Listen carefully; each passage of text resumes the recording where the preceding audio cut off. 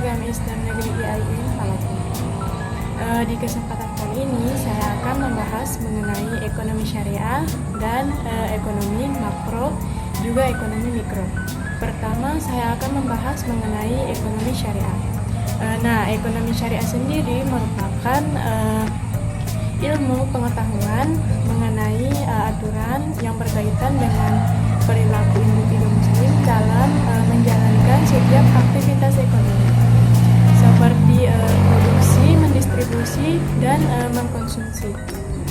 Aturan syariah yang mencegah dari ketidakadilan dalam memperoleh sumber daya alam yang berlandaskan kepada akidah Islam, yaitu Al-Quran dan Sunnah. Ada beberapa kebijakan dasar yang bisa menjadi acuan dalam ekonomi Islam.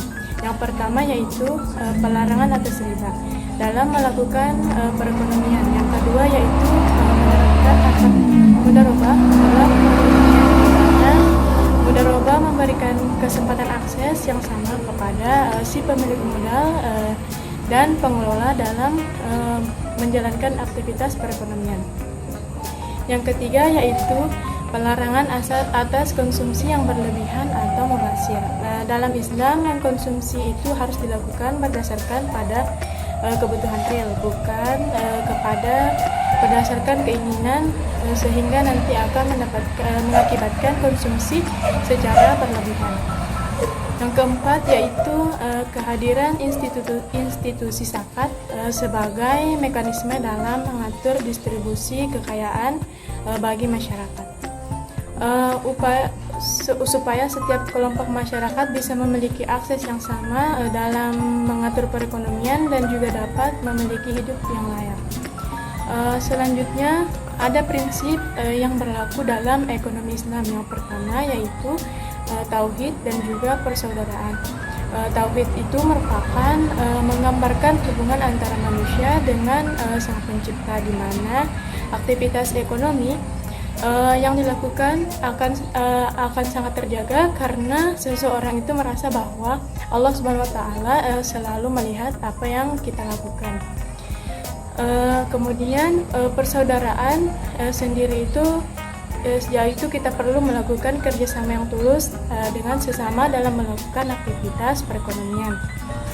Selanjutnya dalam suatu sistem ekonomi Islam itu pasti ada tujuan dan juga ingin dicapai, yaitu yang pertama memenuhi kebutuhan dasar manusia yang meliputi sandang, pangan, papan, kesehatan, dan juga pendidikan bagi setiap masyarakat. Yang kedua memastikan adanya kesetaraan bagi semua orang, memastikan stabilitas dan juga pertumbuhan ekonomi. Selanjutnya saya akan membahas mengenai ekonomi mikro dan ekonomi makro. Yang pertama yaitu mengenai ekonomi mikro. Ekonomi mikro ini merupakan suatu bidang dalam ilmu ekonomi yang sifatnya bisa menganalisis mengenai bagian kecil dari keseluruhan kegiatan perekonomian. Ekonomi mikro sendiri mempelajari perilaku dari individu, baik itu konsumen dan juga perusahaan, serta bagaimana penentuan harga di pasar-pasar dan kuantitas dari input barang maupun jasa yang diperjualbelikan di pasar.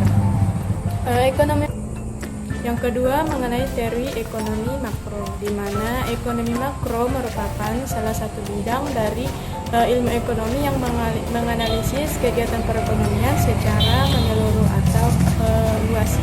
Analisis yang dilakukan dalam makroekonomi sifatnya umum dan tidak memperhatikan kegiatan ekonomi yang dilakukan oleh unit-unit terkecil dalam perekonomian. Makroekonomi sendiri menganalisis ekonomi secara keseluruhan, terutama mengenai inflasi, pertumbuhan ekonomi, pengangguran, kebijakan perekonomian, juga dampak atas beragam tindakan kebijakan dari pemerintah. Misalnya saja perubahan tingkat subsidi dan tingkat pajak. Aspek yang dianalisis dari ekonomi makro yang pertama yaitu penentuan tingkat kebijakan perekonomian dari negara, di mana hal ini membahas mengenai sejauh mana suatu perekonomian bisa menghasilkan barang dan jasa, yang meliputi pengeluaran rumah tangga, pengeluaran pemerintah, investasi, ekspor, maupun juga impor. Itu saja pembahasan dari saya kali ini. Terima kasih. Wassalamualaikum warahmatullahi wabarakatuh.